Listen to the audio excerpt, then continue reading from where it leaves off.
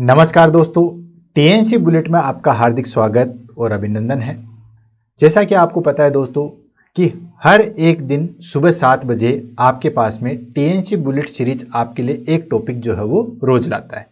TNC bullet series करने का जो तात्पर्य है वो बेसिकली ये है कि हर एक दिन बच्चों को जो है वो एक इम्पोर्टेंट टॉपिक की इंफॉर्मेशन उनको मिले, साथ के साथ जो भी इंफॉर्मेशन है वो सारी की सारी कंसाइज मैटर में मिले। टॉपिक को बड़ा करना जो हो बहुत आसान होता है, लेकिन उस टॉपिक को छोटे रूप में लाना, छोटे प्रारूप में लाना और अच्छे से समझना जो है वो बड़ी टास्क होती है। इसी टास्क के बिहाफ पे जो है वो हम रोज सुबह 7 बजे जो है वो एक टॉपिक लेके आते हैं, जिससे एग्जाम में जो है वो 100% क्वेश्चन आते हैं। और वो क्वेश्चन कैसे निकल के आते हैं उसकी भी जो है वो 1 बाय 1 करके जो हम आपको बताते हैं। तो दोस्तों आज की सीरीज में हमारे पास में टॉपिक रहेगा BMI, बॉडी मास इंडेक्स। अब सबसे पहले चीजें हम ले लेते हैं कि इसके अंदर जो है वो किस प्रकार के क्वेश्चन आंसर आते हैं। भाई हम टॉपिक पढ़ रहे हैं तो हमें यह पता होना चाहिए कि इसमें किस प्रकार के क्वेश्चन जो है वो एग्जाम में निकल के आते हैं। तो दोस्तों इसमें हमारे पास में जो है वो 3 टाइप के जो है वो क्वेश्चन निकल के आएंगे। पहले टॉपिक से पहले आपको जो है वो एम पता होना चाहिए कि इसमें जो है वो क्वेश्चन किस तरीके से निकल के आते हैं। तो इसमें सबसे पहला जो क्वेश्चन निकल के आता है दोस्तों, इसका फॉर्मूला कि BMI का जो है वो क्या फॉर्मूला होता है। बहुत सारे लोग जो है वो BMI का फॉर्मूला पढ़ भी चुके होंगे, पता भी होगा, लेकिन दोस्तों इसके 2 फॉर्मूला होते हैं। एक मैट्रिक फॉर्मूला जो सबको पता है, height upon weight metre square में, वो सारी चीजें हैं। लेकिन आजकल जो है वो दूसरा फॉर्मूला भी जो है वो सबसे ज्यादा पूछा जाता है, उसको बोलते हैं इंपेरिकल फॉर्मूला। तो सबसे पहले तो हम BMI का जो है वो फॉर्मूला देखेंगे। तो एक क्वेश्चन जो आता है इसमें से एग्जाम में कि BMI का फॉर्मूला जो है वो कौन सा होता है, और 4 आपके पास में अलग अलग फॉर्मूला दे दिए जाते हैं, उनमें से एक फॉर्मूला जो है वो पूछा जाता है। सेकंड जो क्वेश्चन इसमें से पूछा जाता है वो बेसिकली इसमें पूछा जाता है कि आपके पास में किसी भी पर्सन की जो है वो हाइट दे देंगे और वेट दे देंगे और आपसे जो है वो BMI कैलकुलेट करवाएंगे। समझ में आ रहा है? तो अगर आपको फॉर्मूला पता होगा तो आप अच्छे से जो है वो BMI कैलकुलेट कर सकते हो। तीसरा जो इसमें क्वेश्चन पूछा जाता है वो पूछा जाता है कि BMI दिया जाता है और फिर पूछा जाता है कि ये पर्सन जो है वो अंडरवेट है या नॉर्मल है या ओवरवेट है या ओबेस है या एक्सट्रीमली जो है वो ओबेस पर्सन है। तो इस तरीके से 3 प्रकार के जो है वो क्वेश्चन निकल के आते हैं और हर बार एग्जाम में जो है वो क्वेश्चन इसमें से आता ही आता है। तो दोस्तों आज इसको अच्छे से पढ़ते हैं और अच्छे से जो है वो क्लियर करते हैं कि ये BMI जो है वो होता क्या है। तो सबसे पहले हम ले लेते हैं BMI जो होता है दोस्तों बॉडी मास इंडेक्स। अब ये बॉडी मास इंडेक्स यानी कि हमारी जो बॉडी है उसका इंडेक्स का एक जो है वो क्राइटेरिया बनाया जाता है और उन इंडेक्स के आधार पे अलग अलग जो है वो कैटेगरी रखी गई है और उससे हमें ये फाइंड आउट होता है कि हमारा जो शरीर है वो किस कैटेगरी में आता है, नॉर्मल में आता है या हम ओबेसिटी की तरफ जा रहे हैं या फिर हम अंडरवेट की तरफ जा रहे हैं या फिर जो है हम एक्सट्रीमली ओबेस हैं। तो इसके आधार पे जो हो हम निर्धारित करते हैं बॉडी मास इंडेक्स। तो दोस्तों इसको शुरुआत करते हैं। सबसे पहले आ जाता है हमारे पास में बॉडी मास इंडेक्स और ओबेसिटी। तो बॉडी मास इंडेक्स जो है वो इसकी डेफिनेशन आती है, ये जो है वो किसी भी इंडिविजुअल का जो है वो वेट और हाइट का जो है वो रेशियो मेजरमेंट करता है। आगे चीज समझ में, फिर से रिपीट कर रहा हूं, हाइट और वेट का बीच का जो है वो एक रेशियो निकाला जाता है और उस रेशियो के आधार पर एक इंडेक्स बनाई जाती है जिसको हम क्या कहते हैं दोस्तों, BMI कहते हैं, बॉडी मास इंडेक्स कहते हैं।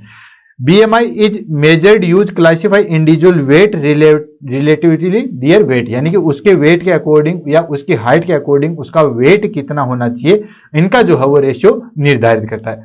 फॉर्मूले की बात करें तो फॉर्मूला हमारे पास में आता है BMI वेट जो है उसको किलोग्राम में लेते हैं divided by height in metre square, यानी कि किसी भी पर्सन का जो है वेट है वो ऊपर रखा जाएगा और उसकी हाइट जो है वो नीचे रखी जाएगी। फॉर एग्जांपल मैं आपको बता देता हूं दोस्तों, जैसे मेरा ही ले लीजिए, मेरा वेट है यहाँ पे 70 kg, तो मेरा वेट हो गया 70 kg डिवाइडेड बाई 70 kg की जगह वेट को किस में लेना है दोस्तों, kg में लेना है, तो ये हो गया हमारे पास में 70 डिवाइडेड बाई, अब मेरी हाइट होगी दोस्तों 6 फीट हाइट है, तो 6 फीट को जो है वो मीटर में बदलेंगे। मीटर में बदलेंगे तो आपको पता है कि 6 फीट के अंदर जो है वो कितना होता है दोस्तों, 180 सेंटीमीटर होता है और 180 सेंटीमीटर को मीटर में बदलेंगे तो 100 का भाग देंगे तो वो निकल के आएगा दोस्तों 1.80।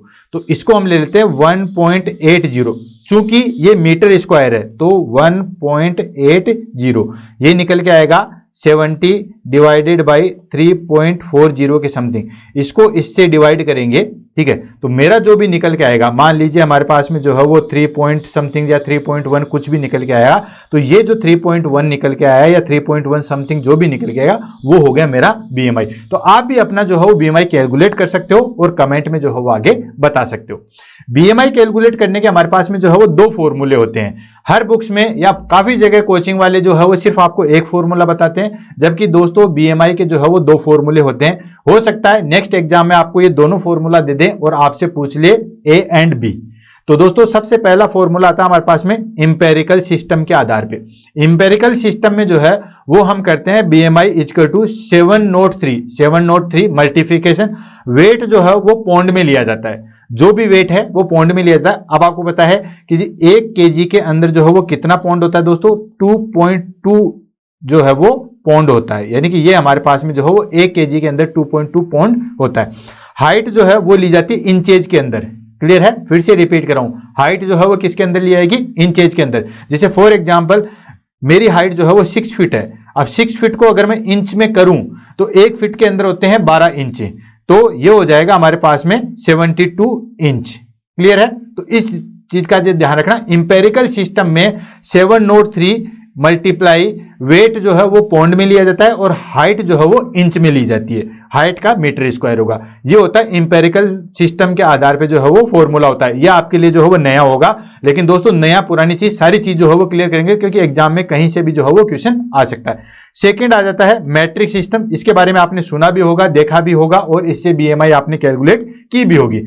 इसका फॉर्मूला होता है बीएमआई इक्वल टू वेट जो है वो किलोग्राम में लिया जाता है, जैसे मैंने आपको अभी जस्ट एग्जांपल देके किया है, ठीक है। वेट किलोग्राम में लिया जाएगा और हाइट जो है वो किस में ली जाती है दोस्तों, मीटर में। तो वेट किलोग्राम में और हाइट जो है वो मीटर स्क्वायर में जो है वो ली जाती है। ये हो गया हमारे पास में मैट्रिक सिस्टम। उसके बाद आता है दोस्तों कि डब्ल्यूएचओ ने जो है वो कौन कौन सी कैटेगरी निर्धारित की गई है। मैं फिर से रिपीट कर रहा हूं, एक तो फॉर्मूले पे क्वेश्चन आता है जो कि मैंने आपको क्लियर करवा दिया। सेकंड क्वेश्चन आता है इसकी कैटेगरी, यानी कि आपको कैटेगरी दे दिया जाएगा और पूछा जाएगा कि ये पर्सन जो है वो कौन सी कैटेगरी में आ जाएगा। जैसे फॉर एग्जांपल आपसे दे दिया जाएगा कि बीएमआई जो है वो किसी की 23 है, तो दोस्तों बीएमआई अगर 23 है तो वो किस कैटेगरी में आएगा, तो आप देख सकते हो कि बीएमआई 23 तो जो है वो नॉर्मल कैटेगरी में आएगा। आपसे दे दिया जाए कि बीएमआई जो है वो 35 है, तो वो पर्सन जो है वो किस में आएगा, तो वो दोस्तों सीवियर ओबेसिटी में जो है वो आएगा। अब देखो 1 बाय 1 करके जो है वो इससे आप अपनी बीएमआई निकालो। सबसे पहले तो इस फॉर्मूले से जो है वो आप अपनी बीएमआई निकालो। बीएमआई निकालने के बाद में जो है वो आप इस कैटेगरी में देखो कि आपकी जो है वो बीएमआई कितनी आ रही है। तो इसकी जो है वो हमारे पास में टोटल जो है वो 6 कैटेगरी जो है वो की गई है। कुछ में 7 कैटेगरी है, यानी कि सीवियर ओबेसिटी के बाद में मॉर्बिड ओबेसिटी भी जो है वो डाल देते हैं। बेसिकली इसकी 6 है। कौन कौन सी है, अगर बीएमआई हमारे पास में जो है वो 16 से कम आता है तो वो होता है हमारे पास में सीवियर अंडरवेट, या हम कहें 15.9, यानी कि 15.9 से बीएमआई अगर कम आएगा उसको कहेंगे सीवियर अंडरवेट। उसके बाद आता है 16 से लेके 18.5, वो होता है अंडरवेट, क्लियर है। अगर बीएमआई 16 से लेके 18.5 है वो आ गया हमारे पास में अंडरवेट। अगर हमारे पास में बीएमआई जो है वो 18.5 से लेके 24.9 है और सबसे ज्यादा एग्जाम में इसी के बारे में पूछा जाएगा कि नॉर्मल बीएमआई जो है वो कितनी होती है। तो दोस्तों 18.5 से लेके 24.9 जो है वो नॉर्मल में आता है। उसके बाद आता है 25 से लेके 29, ये आता है हमारे पास में ओवरवेट। अगर बीएमआई 30 से लेके 34.9 है वो आता है हमारे पास में मोर्बिडी ओबेसिटी, मॉडर्ली ओबेसिटी। अगर 35 से ऊपर है, 35 से लेके 39.9, that is called severe obese. और सबसे आता है अगर 40 से ऊपर है तो आ जाता है हमारे पास में मोर्बिडिटी ओबेस पर्सन होता है। तो इस तरीके से आप जो है वो अपनी बीएमआई कैलकुलेट करके देख सकते हो कि आप किस कैटेगरी में जो है वो आते होंगे। ऑफकोर्स सारे जो है वो नॉर्मल में ही आएंगे। ये क्वेश्चन पूछा था। तीसरा जो क्वेश्चन पूछा जाता है इसके अंदर वो पूछा जाता है कि आपको हाइट दे देंगे और वेट दे देंगे और फिर पूछा जाएगा कि इसकी बीएमआई जो है वो कितनी है। तो मुझे नहीं लगता इसके बाद जो है वो आपका कोई भी क्वेश्चन जो है वो गलत होगा। सारे फॉर्मूला मैंने बता दिए, सारे कैटेगरी जो है मैंने बता दी। अब ये बीएमआई को कौन कौन सी चीजें अफेक्ट करते हैं उन चीजों को ले लेते हैं। तो दोस्तों सबसे पहले क्या क्या कॉजेज हो सकते हैं बीएमआई कम या ज्यादा होने के कौन कौन से जो है वो कॉजेज हो सकते हैं। तो सबसे पहला आता है लाइफ स्टाइल फैक्टर, जो कि आजकल सबसे ज्यादा जो है वो अफेक्ट डालता है। इसमें क्या होता है दोस्तों, अगर पुअर डाइट लेंगे तो हम अंडरवेट की तरफ चले जाएंगे, शुगर इंटेक लेंगे, फैट इंटेक लेंगे, या फिजिकली इनएक्टिवेटेड करेंगे तो हम जो है वो हमारे पास में हाइपर या ओबेस में चले जाएंगे। अगर कम इंटेक करेंगे तो हम अंडरवेट में चले जाएंगे, अगर फिजिकली एक्टिविटी कम होगी तो हम ओबेस में चले जाएंगे। तो ये दोनों को जो है वो अफेक्ट करता है। सेकंड चीज आती है जेनेटिक फैक्टर। जेनेटिक फैक्टर कैसे, जैसे मान लो किसी पर्सन की फैमिली में जो है ओबेसिटी है तो उसकी जनरेशन में भी जो है वो ओबेस पर्सन देखने को मिलेंगे। अगर माता पिता दोनों मोटे हैं तो बच्चों में भी चांसेस होते हैं कि उसके बच्चे जो है वो मोटे होंगे। नेक्स्ट आता है मेडिकल कंडीशन। मेडिकल कंडीशन कैसे, जैसे हाइपोथायराइडिज्म हो, कसिंग सिंड्रोम हो, यानी कि एड्रेनल हार्मोन या कोर्टिसोल हार्मोन की जो है वो इंक्रीज हो जाए, उसको बोलते हैं causing syndrome. Hypothyroidism T3 TSH या थायराइड हार्मोन का लेवल जो है वो कम हो जाएगा, हाइपोथायराइडिज्म। तो इन दोनों कंडीशन में भी जो है वो BMI गड़बड़ा जाती है, पेशेंट जो है वो ओबेस की तरफ चला जाता है। नेक्स्ट आ जाता है दोस्तों मेडिकेशन। आपको पता ही है स्टेरॉइड या एंटी डिप्रेसेंट थेरेपी अगर यूज करते हैं तो भी हमारे पास में ओबेसिटी जो है आ जाती है। नेक्स्ट आ जाता है हमारे पास में साइकोलॉजिकल फैक्टर। साइकोलॉजिकल फैक्टर कैसे दोस्तों, स्ट्रेस है, डिप्रेशन है, अनहेल्दी कोपिंग जो है वो मैकेनिज्म है, तो उसमें भी हमारे पास में BMI जो है वो अफेक्ट करती है। ये चीज आपको बताइए। उसके बाद आता है health risk of obesity. Obesity के कौन कौन से रिस्क है, तो आपको पता है ओबेसिटी क्या क्या है, सारी चीजें हर एक सिस्टम को जो है वो अफेक्ट डालते हैं। जैसे फॉर एग्जांपल कार्डियोवैस्कुलर पे क्या अफेक्ट डालेंगे, आपको पता है CAD डिजीज जो है वो सबसे ज्यादा देखने को मिलती है, एथेरोस्क्लेरोसिस और हाइपरटेंशन। जो पर्सन ओबेस होगा उसमें हाइपरटेंशन देखने को मिलेगा। नेक्स्ट आता है दोस्तों मेटाबॉलिक, टाइप 2 डायबिटीज हुआ या डिसलिपिडमिया हुआ, ये चीजें जो है वो अफेक्ट करती है। रेस्पिरेटरी सिस्टम पे कैसे अफेक्ट करता है, ऑफ कोर्स दोस्तों अगर ओबेसिटी होगा तो ऑब्स्ट्रक्टिव स्लीप एपनिया होगा, यानी कि सोते समय जो है वो सांस लेने में दिक्कत आएगी, अस्थमा हो सकता है। नेक्स्ट मस्कुलोस्केलेटरी सिस्टम पे क्या होगा, अगर वेट ज्यादा होता है तो ऑस्टियो आर्थराइटिस या जॉइंट पेन होने की जो है वो संभावना ज्यादा होती है। कैंसर, ऑफ कोर्स अगर आपके पास में अनहेल्दी हाइजीन है या जो है वो एक्सरसाइज नहीं है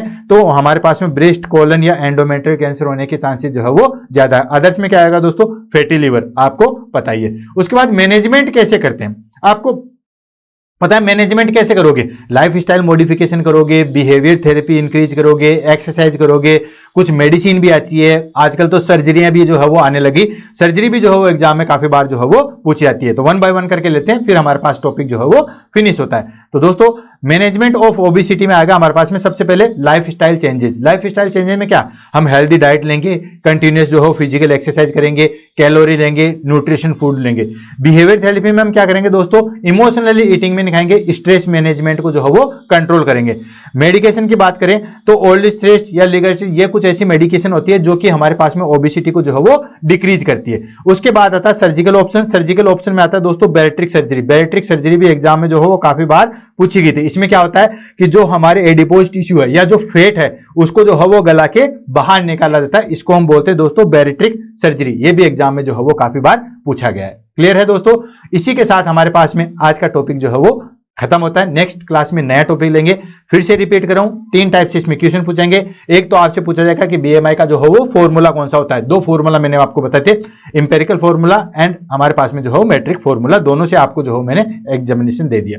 उसके बाद सेकंड क्वेश्चन पूछा जाता है दोस्तों कि क्लाइंट का जो है वेट दे देंगे और हाइट दे देंगे और आपसे पूछा जाएगा कि इसकी BMI निकालो। तीसरा इसकी कैटेगरी, कैटेगरी में क्या करेंगे, या तो पूछ लेंगे कि ओवरवेट वाला जो है उसकी BMI कितनी होती है, या आपसे पूछ सकते हैं कि ये BMI है तो वो किस कैटेगरी में आएगा। तो दोस्तों इसको तीनों को चीजों को जो है वो कंटेस्ट कर लीजिए। हर एक दिन आपके पास में क्लास जो है वो आपको मिलेगी, BMI कितना है वो चेक कीजिए, क्लास कैसे लगी उसके बारे में जरूर बताइए, ताकि हम 365 दिन जो है वो ये क्लास कंटिन्यू करें। दोस्तों आपके कमेंट ही जो है वो हमारे पास में मोटिवेशनल है। इसी के साथ आज की क्लास से इजाजत लेता हूं। Thank you so much. Hard work करते रहिए, आगे बढ़ते रहिए।